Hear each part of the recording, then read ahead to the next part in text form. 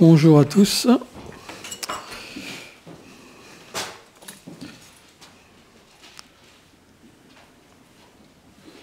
C'est mieux d'arrêter un tout petit peu avant le bhajan, parce que ça déborde après, il y a tellement peu de temps pour la classe, il est 12h05.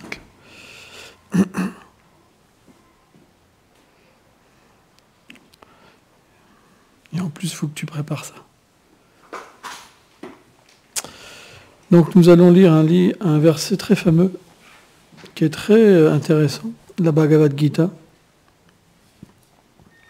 chapitre 7, verset 21. Yo yo yam yam tanum bhakta shadayam shitum chati tasya chalam shradam tammevam padam tamyaham.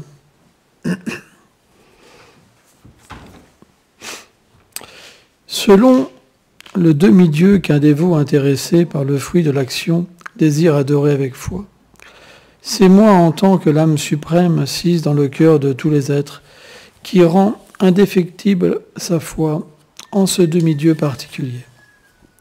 Commentaire.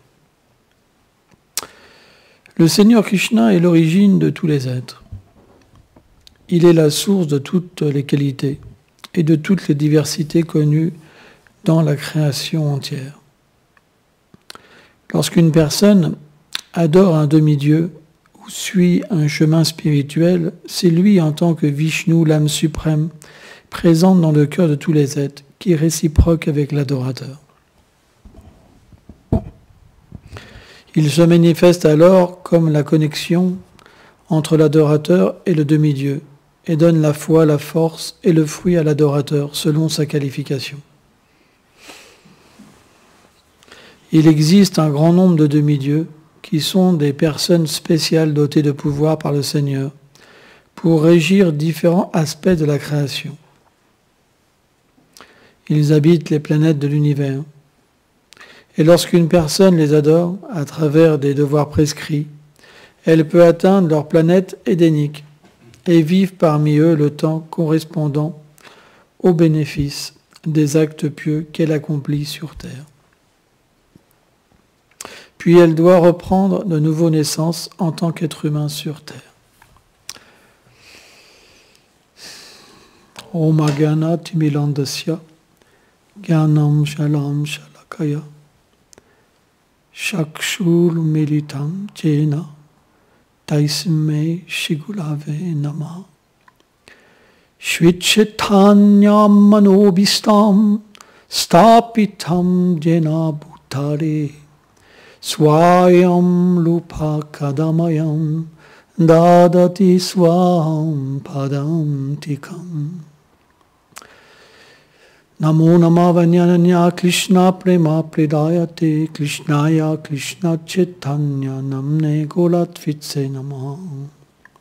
Namo Vishnu Padaya Krishna Pestaya Bhutale Shrimate Bhakti Vedanta Swami Nitilamine Namaste Sarasvati Deve Kolavani Prachadine Nirveshesha Sunyavadi Prachatya Deshatarine.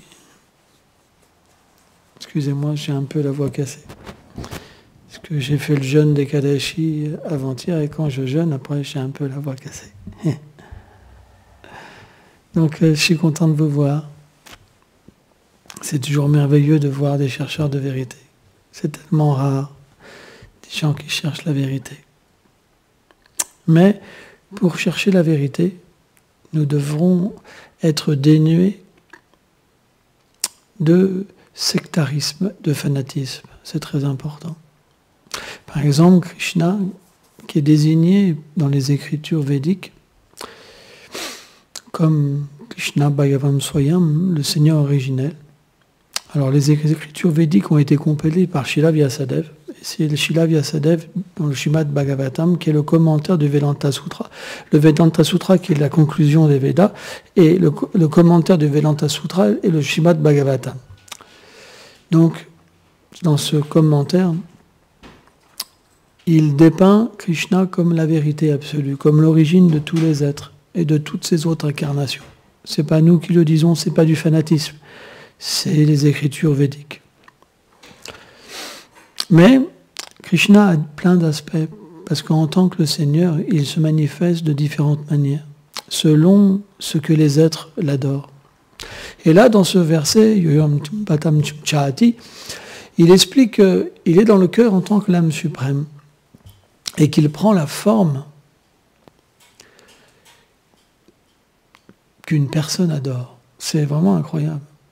C'est pourquoi on ne devrait jamais penser que ceux qui ont une foi particulière n'ont pas de réalisation, n'ont pas de vision. Parce que le Seigneur se manifeste de telle manière qu'une personne, elle obtient la force, la foi et le fruit que peut donner son adoration. C'est pourquoi, dans les Védas, on n'accepte pas que toutes les voies mènent au même but, parce qu'il y a différents fruits. Par exemple, là, c'est expliqué selon les demi-dieux. Il y a 14 systèmes planétaires, et les systèmes planétaires qui sont supérieurs sont ce qu'on appelle certaines planètes des planètes édéniques, où les êtres qui accomplissent des actes pieux sur la Terre peuvent se rendre, et ils obtiennent un corps particulier, où ils peuvent jouir de plaisirs matériels très très raffinés. Parce que sur ces planètes, c'est pas la matière comme sur la Terre. Sur la Terre, il y a un peu de bonheur, de la souffrance, c'est mitigé. Il n'y a pas que du bonheur. Mais sur les planètes édéniques, il n'y a que du bonheur. Parce que le corps, il est spécialement fait pour jouir matériellement. Et donc, qu'est-ce qu'on apprend? Que cette destination, elle est temporaire. On n'y reste que le temps des actes pieux qu'on a accumulés. C'est comme un placement. Vous placez de l'argent et au fur et à mesure, il y a un décompte. Et quand il vous reste tout petit peu d'actes pieux, alors vous quittez cette plateforme et vous reprenez naissance en tant qu'un être humain. Donc la Terre, ce qui est important de comprendre, en tant que planète intermédiaire, elle est comme, comment on pourrait appeler ça? Comme un palier, comme un endroit où on peut se dégrader comme progresser. Ça veut dire on peut s'élever ou on peut se dégrader. Ça veut dire qu'il existe aussi des planètes inférieures où on peut aussi souffrir. Ça veut dire quand on fait des activités qui sont mauvaises, on peut obtenir un corps où on peut souffrir aussi, plus que sur la Terre. Mais le corps est adapté. Sur les planètes édéniques, on reste un grand temps. Un instant, c'est comme 6 mois, ici. Et sur les planètes inférieures, le temps est l'inverse. C'est plus court. Vous comprenez? C'est pas une punition éternelle. C'est plus court. Mais qu'est-ce qui se passe? En fait, l'âme, elle est antimatière. Elle ne peut pas subir la souffrance et le bonheur matériel.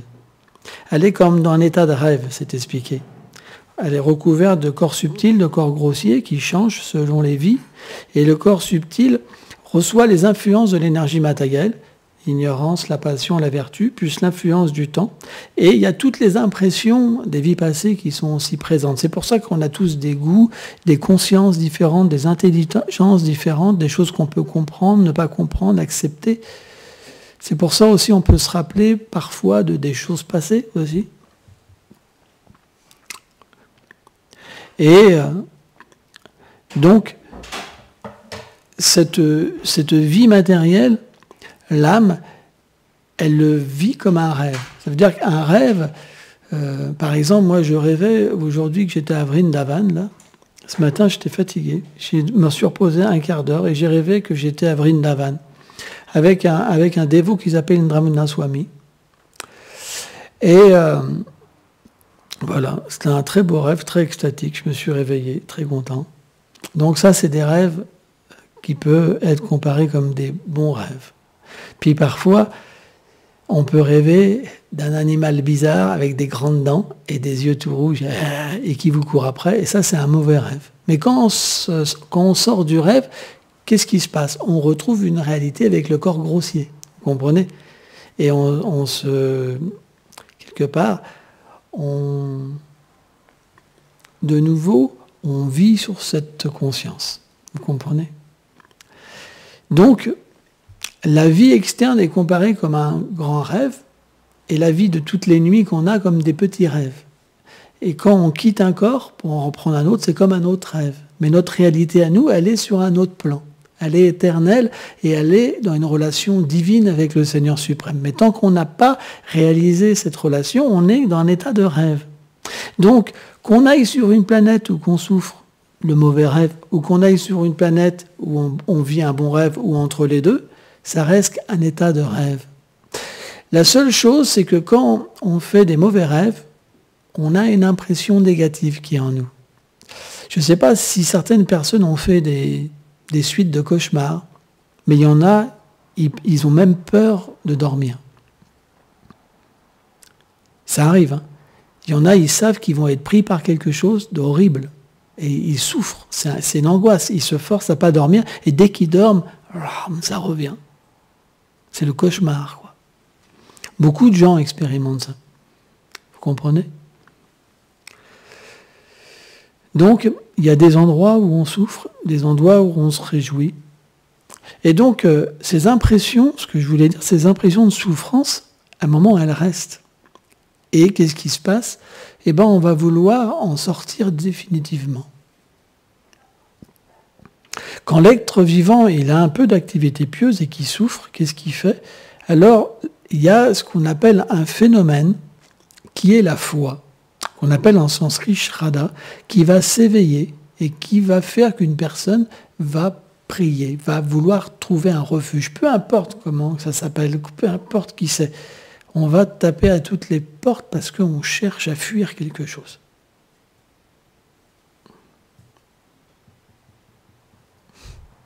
Vous comprenez?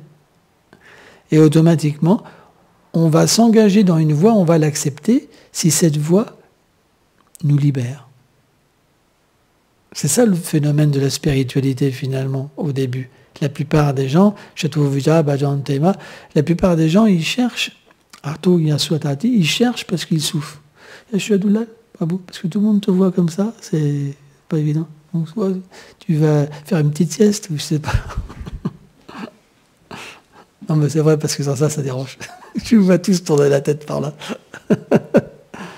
Pardonne-moi. Mais le point, c'est que quand on souffre, on cherche une libération. Et quand une voie nous libère, naturellement, on l'accepte comme quelque chose de bon pour nous, comme extraordinaire. Et on se dit, tous les autres doivent l'accepter. C'est la seule manière de sortir de la souffrance. Vous comprenez? Surtout si on a essayé plein d'autres voies qui n'ont pas été, comment dire, libératrices pour nous-mêmes. Et là, on peut avoir une sorte de fanatisme. Vous comprenez? Pourquoi? Parce qu'on se dit, les autres, ils sont nuls. Alors que pour d'autres, la voie leur fait du bien. Vous comprenez? Mais parmi tous ces êtres, il y en a qui, des vies passées, n'acceptent pas une voie spirituelle simplement parce qu'ils souffrent, mais parce qu'ils voient quelque chose de supérieur. Et lorsqu'on voit quelque chose de supérieur, on peut comprendre ce principe que le Seigneur est dans le cœur. Ça veut dire que dans le verset, là, la personne ne peut pas vraiment comprendre qu'est-ce qui se passe. Il ne peut pas comprendre ce principe universel que c'est ce même Seigneur qui est réciproque. Parce que dans ce plan de l'action intéressée, l'être vivant a une conception corporelle de l'existence. Et selon la voie qu'il prend, il veut vraiment que l'objet qui va réciproquer, ce soit son objet d'adoration. C'est pour ça que c'est dit que le Seigneur prend cette forme. Mais sur un plan plus élevé, lorsqu'on est libéré de la conception corporelle de l'existence, on peut dire, et d'adorer en fait une vérité pour un gain matériel, ça veut dire sortir de la souffrance et obtenir du bonheur matériel, à ce moment-là, on peut entrer dans une phase où on peut avoir une certaine réalisation de l'âme et aussi de cette conception où le Seigneur, en tant que Paramatma, Antaryami, accompagne tous les êtres et donne le fruit de leurs actes. À partir de là, on peut comprendre qu'il y a une personnalité, une substance qui soutient toute chose dans l'univers. On devient ce qu'on appelle un Gyani. Un Gyani, c'est quelqu'un qui perçoit autre chose que la nature du corps et de l'action intéressée, d'accepter la spiritualité simplement pour son bonheur. Il désire à ce moment-là se libérer de cette illusion, de se libérer du cycle des morts et de renaissance, qui fait que si je fais des actes pieux, je vais là-haut, si je fais des actes impies, je vais en bas, si c'est mitigé, je reste au milieu. Il veut sortir de ce cycle, parce qu'il comprend qu'il est dans une sorte de prison, et qu'il subit un conditionnement. Mais il ne connaît toujours pas sa nature. Qui suis-je? Qui véritablement est derrière toute chose? Il ne connaît que ce principe cyclique de l'univers, pas plus. Donc il comprend aussi qu'il y a des demi-dieux, qu'il y a des personnes très exaltées sur différentes planètes, mais ça ne l'intéresse pas de les adorer parce qu'il ne veut pas atteindre ce plan, là où il demeure. Donc il désire se libérer du cycle de l'univers. C'est ce que les bouddhistes veulent, c'est ce que les mayavadis veulent, les brahmavadis aussi. La plupart des spiritualistes sont sur ce plan-là. Mais il y a un autre plan qui est le plan de la dévotion. On appelle ce plan Sharanagati, le plan du don de soi. Comprendre que notre nature, elle n'existe pas pour nous, mais elle existe pour lui. Et lui existe pour nous. À partir de là, il y a une compréhension supérieure, où on comprend qu'on est aussi une entité, mais éternelle. Avant, sur le plan du Gyan, le Gyani, il fait une introspection sur le fait que la matière est temporaire et tout ce qui est lié à la matière est une source de souffrance. Neti, neti. Donc, la forme, les attributs et les actions sont à rejeter. Mais les Védas expliquent une chose qui est intéressante, c'est que sur le plan transcendantal, le nom, la forme, les attributs et les actions existent, mais sur une plateforme spirituelle. Or, le Gyani n'en a pas du tout conscience.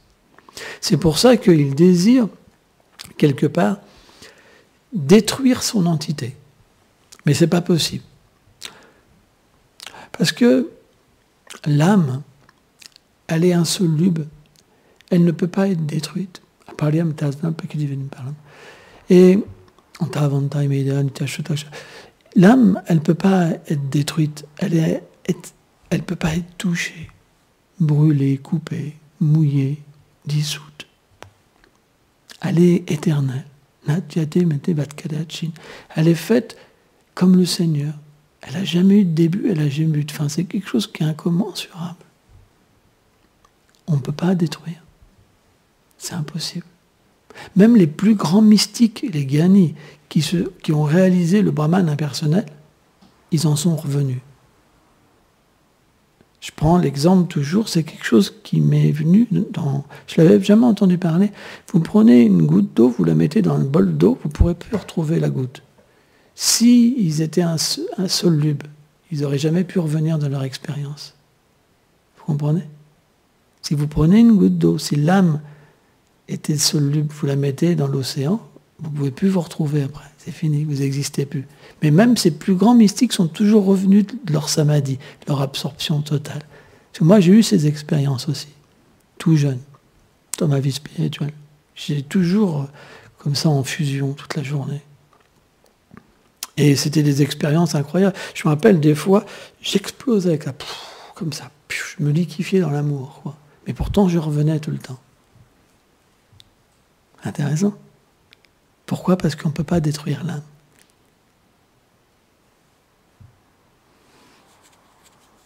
Donc c'est une conception.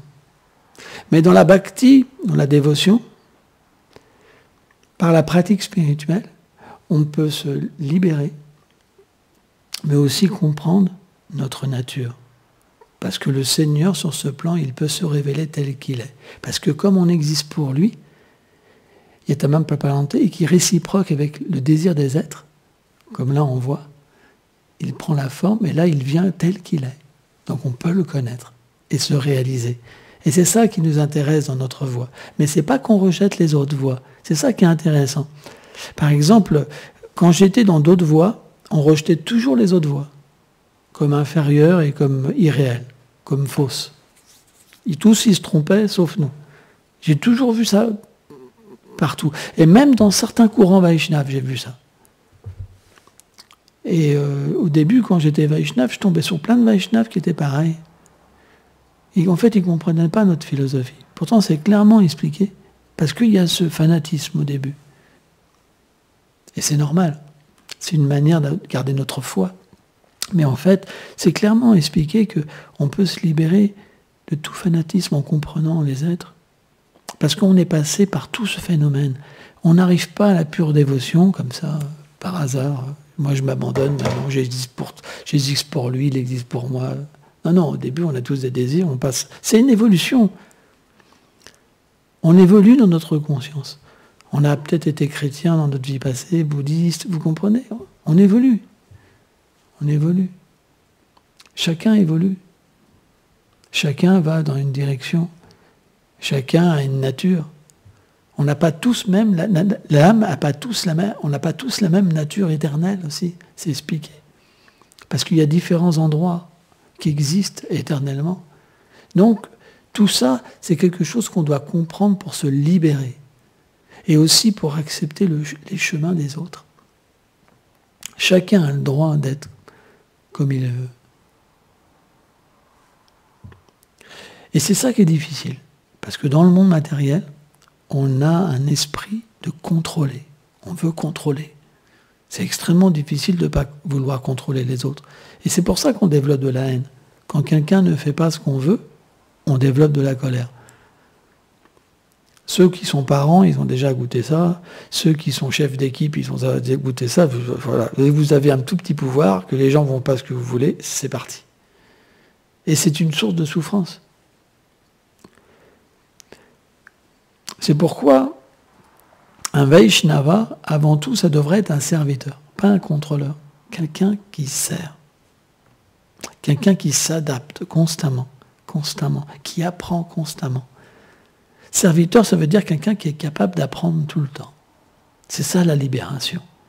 C'est qu'à chaque fois, vous êtes libéré, vous pouvez vous adapter. C'est pas que vous avez, soi-disant, une libération, et puis que...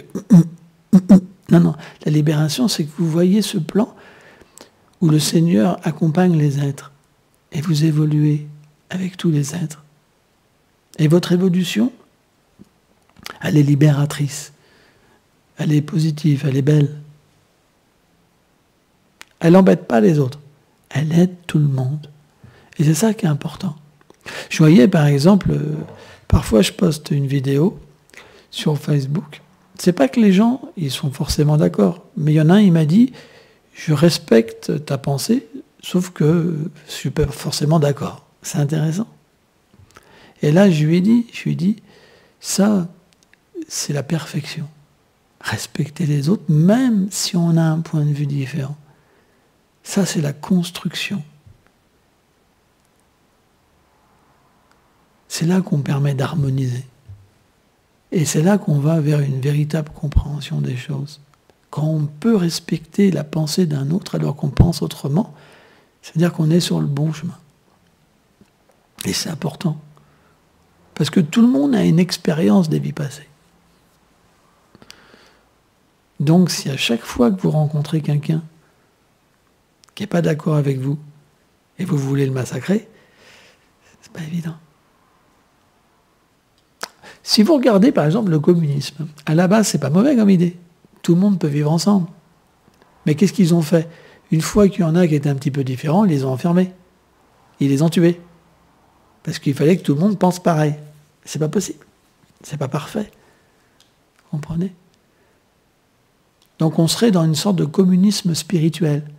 Ça veut dire que le bon respect pour chacun, c'est la façon qu'on peut bâtir une société. Comprendre les autres, accepter notre différence. Mais même matériellement, ça ne peut pas être ensemble. La République, quelque part, c'est basé sur ce principe. On a le droit de penser. Ouais ou pas? On a le droit de tous penser ce qu'on veut, jusqu'à un certain niveau. Un gilet jaune, par exemple, il prend une balle dans un truc. À un certain niveau. Après, quand ça dépasse quelque chose, on n'est plus d'accord. Donc tout est une limite. Mais spirituellement, on peut ne pas avoir de limite. Parce que comme on peut véritablement se libérer du corps, c'est conception corporelle, et ressentir qu'on est l'âme, et que l'âme suprême, le Seigneur, habite à côté de nous-mêmes, on peut comprendre que chacun est dans un développement, dans une recherche de quelque chose. Et puisqu'on est libéré de la matière, on n'est pas imprégné par les actions des êtres aussi. Tout comme le Seigneur qui réside dans le cœur, mais il n'est pas touché. Donc on est libéré et en même temps on comprend la recherche de tous les êtres. Mais on est au-delà aussi. Parce qu'on est sur une position où on devient associé avec le Seigneur suprême. Et comme on est associé avec le Seigneur suprême, automatiquement, on est protégé de tomber sous le voile de l'illusion qui fait qu'on recherche quelque chose qui est séparé de la vérité. Quand on dit l'action intéressée, par exemple, même si quelqu'un il sait qu'il y a le Seigneur, il est quand même séparé de sa vérité, parce qu'il adore le Seigneur pour autre chose que sa vérité, mais pour un gain qui est illusoire. C'est pour ça que cette action engendre des fruits. Dès que vous agissez par amour pur, alors c'est fini. Merci beaucoup.